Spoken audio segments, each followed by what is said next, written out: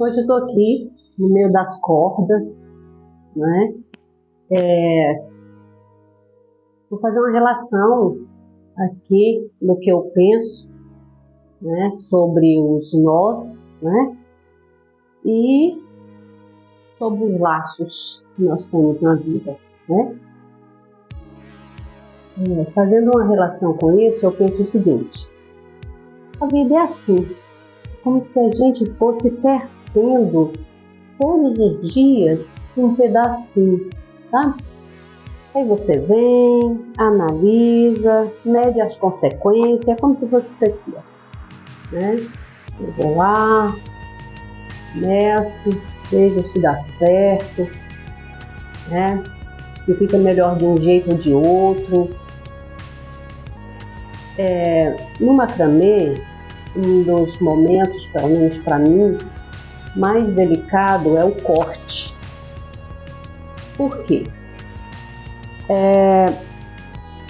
O corte de macramê, ele tem que ser muito eficiente, porque a partir do momento que você corta errado, você tem algumas alternativas, né? E todas elas são complicadas. Então, cortar no momento certo, cortar no tamanho certo, facilita, ajuda a sua peça, né? Ponderar, né? Não sair assim na doida. Então, por exemplo, aqui eu estou fazendo essa peça, eu tenho namorado essa ideia já faz um tempo. Então veio a ideia da madeira, dos ganchos, e para eu tecer. Antes eu tinha pensado aqui em trabalhar com um nó quadrado, eu acho que ia ficar bacana também, mas como tem outra peça para fazer, eu quero fazer no nó quadrado, eu optei por fazer outro nó aqui. Aí essa relação do corte que eu iniciei, né, a fala é o seguinte: quantas vezes na vida a gente tem medo de cortar algo que às vezes, né, tá fazendo mal pra gente, seja uma relação, né, seja sair de um serviço, fechar um ciclo da vida. Aquela aflição do corte, né, da despedida, até mesmo daquilo que é ruim, a tendência é a gente ficar apreensivo, porque o corte ele vai fazer com que eu saia da minha zona de conforto e eu tenha que me aventurar ou me dar a oportunidade de caminhar né, fazer outro caminho.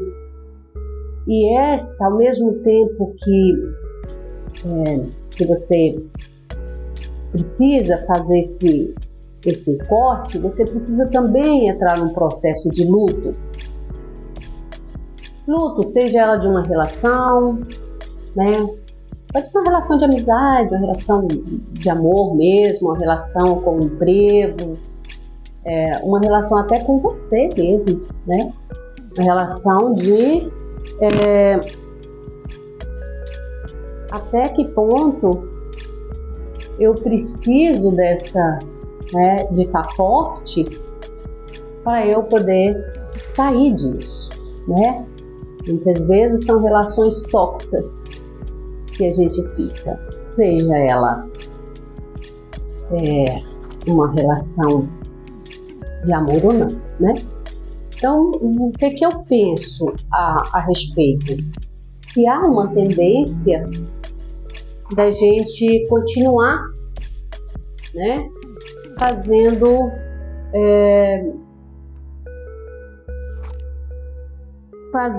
este processo de continuar naquilo que você já conhece, mesmo, como eu disse, muitas vezes sabendo que não é legal. Então, as peças do macramê eu vejo aqui como se fosse a vida mesmo, né? Você vai construindo, cada um tem sua maneira. Se você pegar outra pessoa para construir isso aqui, ela vai construir diferente, né? E interessante porque assim, isso aqui é num espacinho da onde eu estou morando, né? O que acontece? Eu estou dando o melhor de mim aqui, a minha perspectiva da vida, do que fica melhor aqui. Assim também é a relação, olha que legal, assim também é a relação quando alguém vir aqui. Vai ter gente que vai falar, poxa, que bacana, né? Ficou tão jóia, né? Já tem outros que falam, poxa, eu não daria, né? Acho que perdeu espaço, acho que não poderia ter feito, ou eu acho que poderia ter colocado um tijolinho, né? Aí, ou ter colocado um balcão, né? Porque ganharia aqui em outro sentido. Ou seja, o que eu quero dizer? Que por melhor que você faça algo na sua vida, né, a pessoa que está de fora, ela vai ver diferente. E não é que você simplesmente tem que ignorar o que a pessoa fala, né? Até porque muitas pessoas que falam a vida da gente são pessoas importantes para a gente e que amam a gente. É importante você escutar no sentido de uma análise, né? De olhar de uma forma diferente, né? Para fazer isso aqui, eu dei uma estudada grande de que maneira eu ia fazer para não gastar muito, né? Porque esse ponto aqui ele é um ponto que me ajuda a não gastar muito. Depois eu vou fazer umas coisas aqui no meio ainda. Mas assim, a vida é assim, para você não gastar muito, e não gastar muito no sentido também de energia, né? É nesse sentido que eu falo a vida. Às vezes a gente, para você poupar energia, você também vai para outro lugar. Eu gosto muito de pensar o seguinte: a gente vai envelhecendo, né? Existe essa palavra para mim, eu acho que a gente vai amadurecendo, né? A gente vai amadurecendo e a gente vai chegando num processo tão bacana que você começa a observar que você prefere ter paz do que ter razão. Então, aqueles argumentos que antes você entrava, né, na pilha de uma discussão, agora as pessoas falam que do seu ponto de vista, né? Então, assim, você consegue ir saindo pela tangente de uma maneira muito bacana, né? Acho que isso é a sabedoria. Sabedoria no sentido de você conseguir sair pela tangente. E sair pela tangente não é se omitir, né?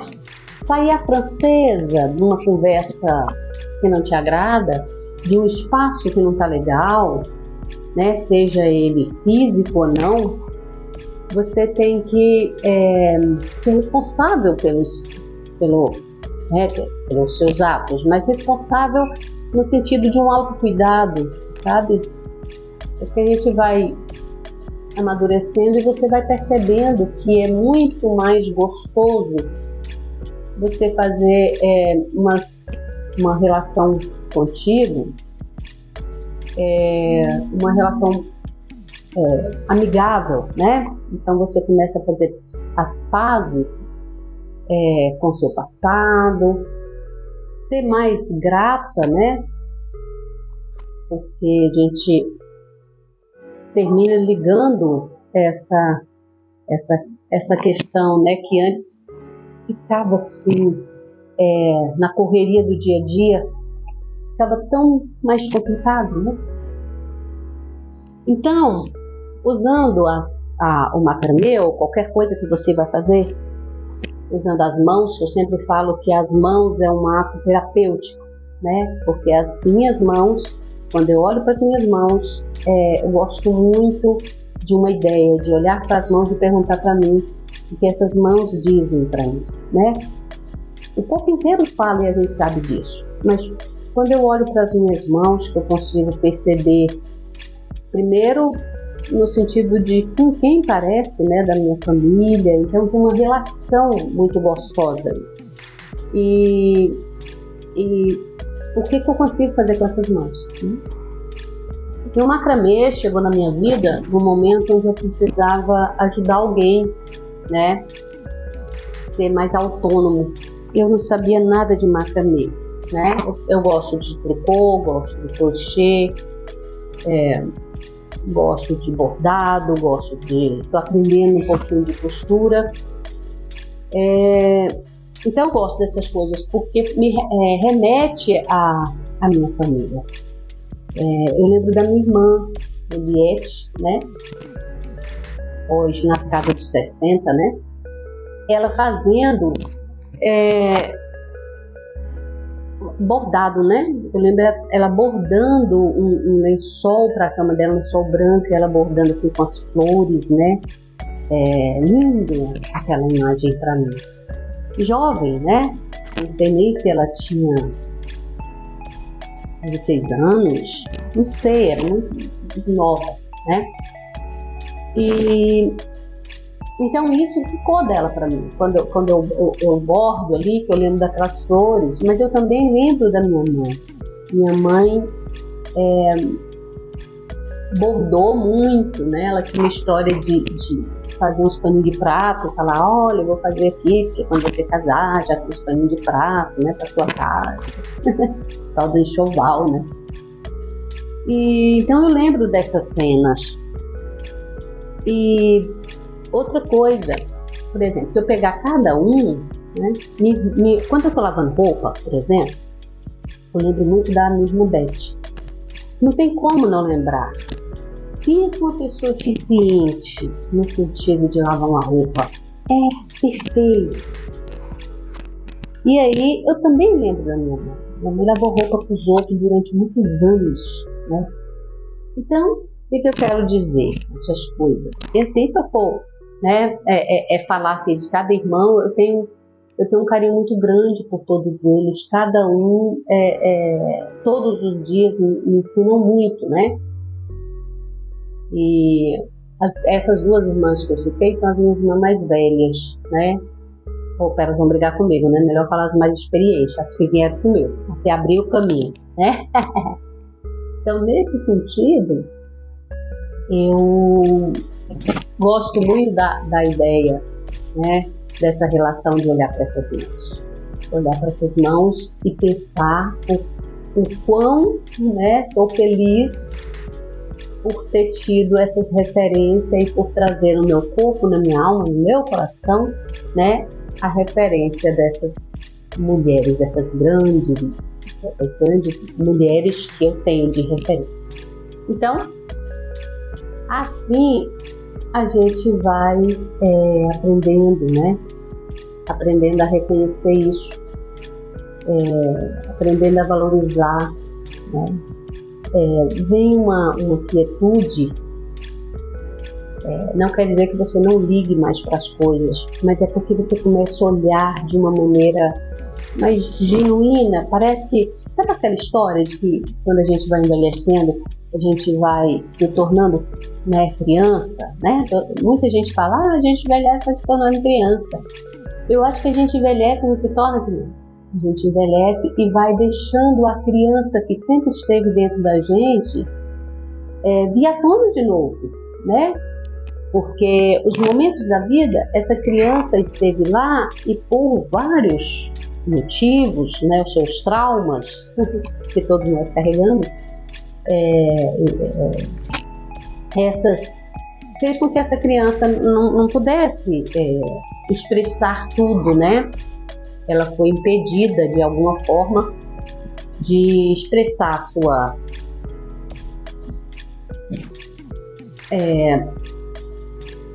a sua essência, né? Aquela pureza, né? A criança criativa, a criança que não tem medo de viver, né? Você vê uma criança brincando, ela não tem medo, né? Ela faz amizade muito rápido. Passa a criança no parquinho, né? A gente demora a chegar ali um adulto com outra mãe, né? A gente chega assim, com muita cautela para conversar com a pessoa que está perto, cuidando dessa criança, né? Se você é mais extrovertida, você, né, tem mais essa questão, você vai chegar e conversando devagarinho, com muito cuidado, né, para adentrar a vida daquela pessoa, ainda que seja um pequeno momento. Então a gente tem né, a gente vai pegando da sociedade esse tato social, né, que distancia, né, na minha opinião. A gente vai com tantos dedos, né, para falar com as pessoas que distanciam. A criança não. A criança chega no parquinho, já são amigos de infância, né? Como se tivesse nascido até do mesmo útero. É incrível, né, como a gente tem que realmente fazer com que essa criança volte a ter essa vida, né, conosco, a dar vida nessa criança que está lá dentro da gente, né, e a gente muitas vezes deixa essa criança adormecidas, né? Eu não vou nem falar que morrer não, porque a força de uma criança interna é tão grande que não acredito na morte dela, tá? Não acredito. Mas eu conheço pessoas adormecidas, porque ela sofreu muito, né? Essa criança foi muito maltratada, então no meio disso essa criança não pôde ter vida, vamos dizer assim, né? E aí, mas essa criança está lá, né?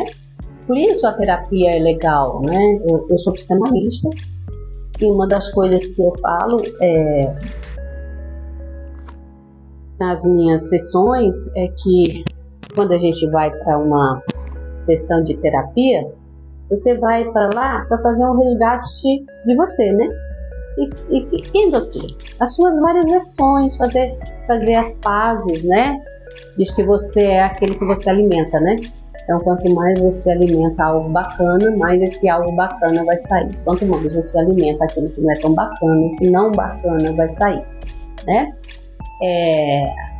E não quer dizer que tem algumas coisas que a gente até precisa que saia mesmo, né? Por exemplo, a raiva para mim é sagrada.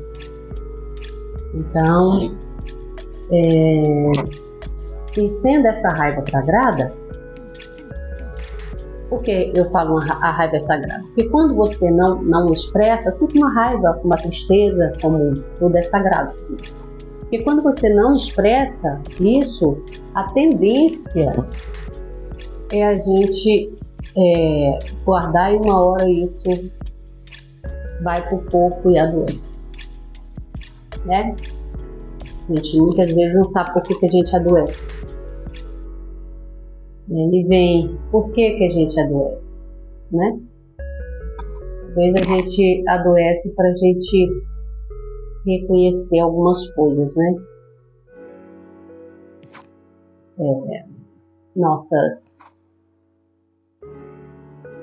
É um momento para mim toda doença é um momento de falar assim, ei, olha para você, né? Porque a minha forma de pensar é assim, a doença é um convite, né? A gente não gosta muito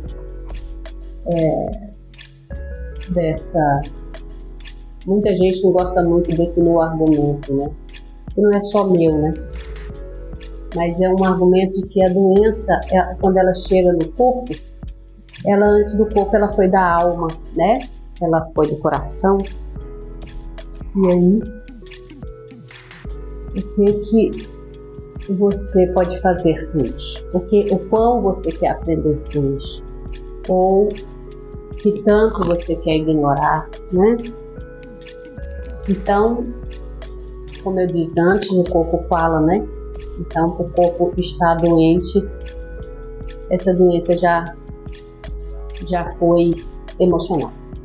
Há uma linha, né, que hoje se comenta muito dentro da psicanálise, que as nossas neuroses, a base dela é o orgulho. E aí eu gosto de pensar muito, poxa, tão interessante, né? Você pensar que a base neurose é um orgulho. Será que somos todos orgulhosos mesmo? Né?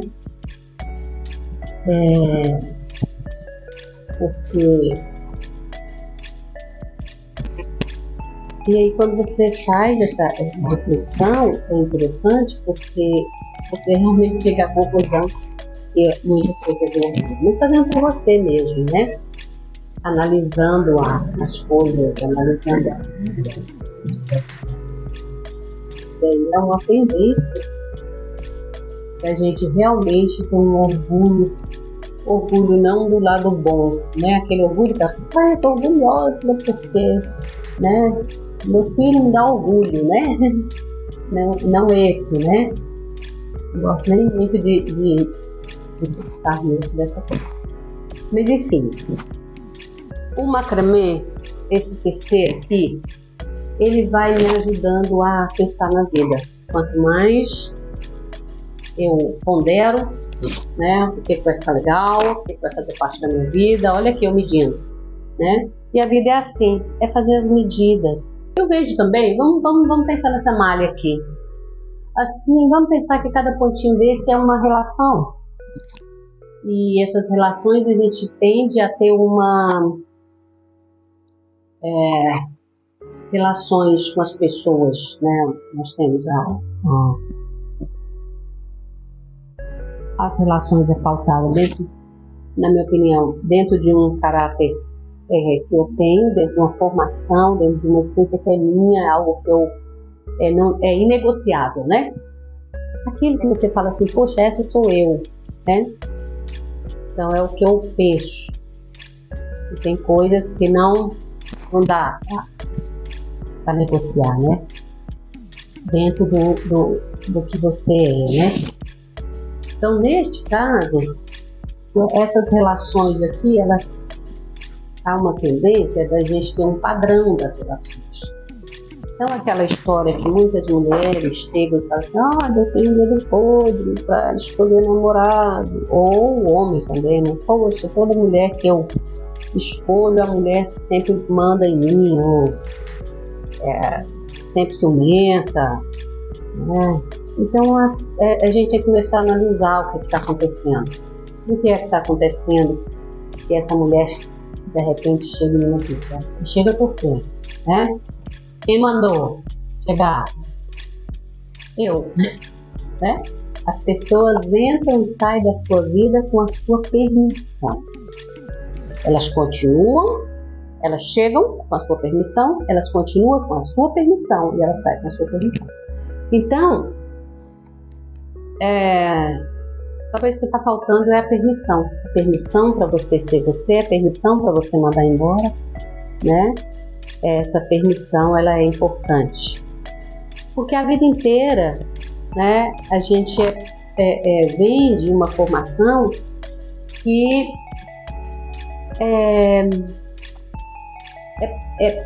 para tolir, né? Para a gente não ter essa permissão, né, do viver. É como se a gente fosse obrigado a viver como os outros vivem, né? Quando você argumenta demais, quando você fala diferente do que as pessoas pensam, normalmente dá ruim, não é assim? E aí, é nesse argumento que a gente começa a questionar, e antes até mesmo desse argumento ser para fora, seria interessante você argumentar para dentro. Eu gosto também de uma questão que eu faço nas minhas sessões com as minhas clientes, é justamente a gente pensar que a vida, e para mim é assim mesmo, a vida é uma grande escola, né? E eu brinco com elas, uma brincadeira séria, né? Que é assim, vamos adentrar na faculdade de si mesmo. É a partir do momento que você entra numa faculdade de si mesmo, você começa a ser o seu próprio historiadora, tem muita coisa para questionar. E você pode dividir isso em sessões, né? Como na escola que a gente tem disciplina, né? As matérias. Então você pode também fazer isso, fazer esse argumento, né? Para você. Ó, tá com 28 minutos, né? Aí você já vai dar uma finalização espiritual da força. Tá bom, eu vou dar continuidade aqui, eu vou parar. Então é isso. Aí eu vou falar, a gente vai voltar nisso, ó. Tá bom. Bem, aqui minha obra não terminou, assim como a fala também não, né? Porque nossas conversas aqui é só, eu acho que eu falo demais, né? Então, a gente vai parando por aqui. Um beijo em vocês, a gente volta a conversar, né? É com muito carinho que eu faço essas prosas, né? Deixo aqui a minha forma de pensar. Não quer dizer que eu estou certa, quer dizer que eu estou trazendo um olhar. E aí você pode ter o seu, né? E isso é o bacana da vida, né, gente? Ter isso. Em outro momento a gente volta. Eu vou ficando com as minhas cordas aqui, tá bom? Até!